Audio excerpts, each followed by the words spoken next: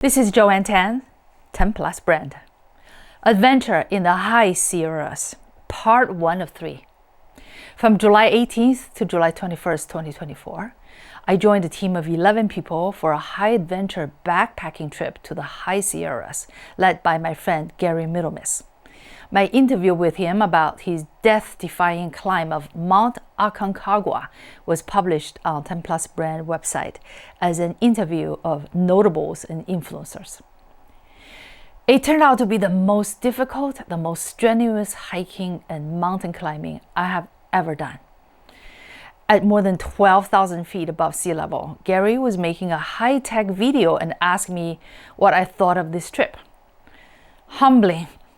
I could not have done it without 10 team members' help, especially Gary, the leader. It was a truly humbling experience. A week after the trip, I am still recovering. If I had at least a month to prepare for it, it might not have taken such a toll, but I only had 1 week advance notice. My body endured altitude sickness, pains, strains, and shocks. So did my mind and soul. Even though just a year before I climbed Half Dome and did a Yosemite backpacking trip, doing this trip without preparing and conditioning my body in advance was a big mistake. Nonetheless, I came back a changed person for the better. Less frazzled, more centered, and tougher, but in a quiet way, like the mountains. I found myself less reactive to stress. My fear threshold has increased a lot. I handle work and life now with a bit more internal grace and ease. The High Sierras have imparted their solid groundedness and clarity in my soul. The mountains and our team have transformed me in a way only known to myself. 11 of us were like America. Young, old, young at heart, Republicans, Democrats, white, black, Asian, Indian, Latino, immigrants, religious, atheists, vegetarians, carnivores. The 11 of us were as diverse as America. We were all in it together. We helped each other. I have come to love the wonderful people who are so genuinely caring, loving, and supportive. Daniel, Gary, Peter, Claire, and others. Gary is a veteran of the terrain, first taken there at the age of 12 by his Boy Scout master, and never fell out of love with it. Over his 47 years of life so far, he has taken a number of friends, family members, and employees to the same place. He knows all the nooks and crannies. I witnessed firsthand what true leadership was. It was never perfect, but was always genuinely and caringly trying to do better. True leadership brings out self-reliance and empowerment while building teamwork. I will remember every bit of this trip and the selfless love, care, and generous help, some scolding too, and all the kindness and support from everyone for the rest of my life. On this trip, there were his 16-year-old son, Max, and his 18-year-old daughter, Claire, and 2 of her girlfriends, and the rest were young men in their 20s and early 30s, employees from his work. I am 63, but I did not tell them that. Only Gary knew my age. Day 1, the most strenuous 3,600 feet up over 11 miles without any sleep the night before. The afternoon before day 1, the most strenuous day, Gary drove all 11 of us in one large white Ford van that he rented on a 1-lane bumpy road shared by oncoming vehicles, relentlessly up too many sharp blind turns. Even though there were not many vehicles in either direction, and they both stopped before passing each other, I knew why Gary had said this to me. Joanne, if you yell at me when I'm driving up the mountain, I cannot hear you. Haha, he was right. I was biting my lips not to. We spent the evening at more than 7,450 feet above sea level to acclimate. After Gary treated us all to a hefty American dinner of delicious burgers, he ordered us all to take out and leave behind redundant and non-essential items. My backpack weighed about 30 pounds after shedding about 3 pounds of weight, a cell phone battery bank, a first aid bag, other team members have them, my swimsuit, some clothes. All 7 men and myself slept in one cabin room. Gary and another young Indian vegetarian slept on the bed while the rest of us on the floor. I used someone's backpack to block my head as a wall and a tall recycle bin at my feet to demarcate my sleeping space. I did not sleep a blink due to both altitude and the loud snorings throughout the night.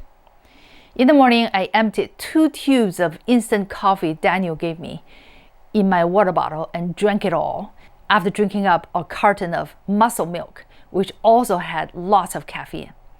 I soon felt jittery from being over-caffeinated. We were going to hike up 3,600 feet over 11 miles to our first campsite by a beautiful lake at the bottom of mountains. Baptism by water. About 30 minutes into the hike, when crossing the first creek of rapidly flowing water on slippery and unstable rocks, I slipped and fell face down into water, completely immersed. The wet boots, socks, clothes, and hats added more weight. Thank God the water did not get inside my Osprey backpack, keeping my sleeping bag, clothes, food, and tent dry. In hindsight, I congratulated myself for having the best brand of backpack and packing everything in Ziploc plastic bags. Embarrassed, I pulled myself out of the water as fast as I could, but only after my second attempt was I able to stand up, dripping from head to toe. Baptism by water, I said to Gary. It was a full immersion, the Mormon style. Gary had encouraged me to bring a swimsuit, which I took out the night before, to jump off the cliff into snow-melt cold water in the high mountains, to which I shook my head. I don't need to jump into cold water anymore. I already got dunked. From that moment on, Gary was carrying my sleeping bag, Daniel was carrying my tent, and Peter was carrying my bundle of clothes for the entire 3 days. You would think that being so lightweight, I would be the first, far ahead of them. Most of the time, I was among the last, gasping for breath, struggling to keep up. Without them sharing my weight, I would not be able to have made it. This trip was already very strenuous for all these young people. It was harder for a 63-year-old. The amount of climbing down steeply vertical rocky slopes, up slippery, watery cliffs, then down the dried-up waterfall path, holding onto rocks with hands and feet. It far exceeded my wildest imagination. After falling into the water once, at every creek crossing, I was scared. My team knew that too. Gary was directing me to turn my body toward the shore where I was reaching, while he and others waited and watched me on the other side attentively. Daniel and Peter were reaching out to take my trekking poles and stretching out their hands for me to hold on and gently pull me toward them every single time. Finally, I learned to use my eyes to first map out my steps. Which rock to step on first, which second, and third. Like playing a chess game, figure out all the steps beforehand, leading onto the shore. Then, with super concentration of both the mind and body, steadily, surely, slowly cross one rock at a time. Daniel sometimes pulled me with his hand from the other side, sometimes holding one end of my poles while I held onto the other end. Over 3 days, we crossed about half a dozen creeks over fallen trees or on random rocks in the water, which triggered fear each time. Each time, Gary and the rest of the young people would wait for me on the other side, directing me, cajoling and encouraging me, taking my backpack over first and stretching their hand out to hold my hand across. They knew I would be afraid. They wanted me to cross over without falling into water again. Without their support and love, I would not be able to cross these creeks. I didn't fall again. Rock climbing down and up. I was never trained for rock climbing. When we all had to climb down a steep, about 100 degrees drop, holding on with feet and hands. Which rock do I step on next? I asked others on the ground to direct me, moving from one foothold to another. Soon we used all fours to climb up an almost 90-degree ascension on wet and treacherous rocks, through a narrow gap among the rocky walls, down a dried waterfall path. The worst rock climbing was down a long descent about 200 feet of a dried path of a waterfall that felt like 100 degrees vertical. Gary asked us to face toward the rocks using both hands and feet to reach down the slope by finding handholds and footholds. To find the footholds, I had no way to know which rock to trust, since the granite seemed slippery, while the ones with loose gravels and sands also seemed slippery. I was panting for breath out of exhaustion, fear, and frustration, not knowing how to climb down the rocks. I am exhausted, I shouted to Gary, and sat down on the rocks to take a drink of water while sweat rolled down my face. Gary stood midway and directed everyone how to descend. I was the last one, sitting on a rock halfway, not knowing what to step on. I felt a pure godly love when Gary calmly guided me, walked beside me, and patiently taught me how to step on granite surfaces.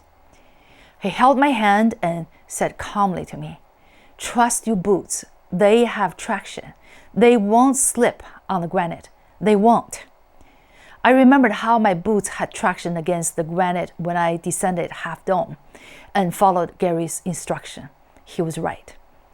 Once I heard from him how to spot the right rocks to step on, I soon descended on my own while he still held my hand. That gave me comfort and calmed me down.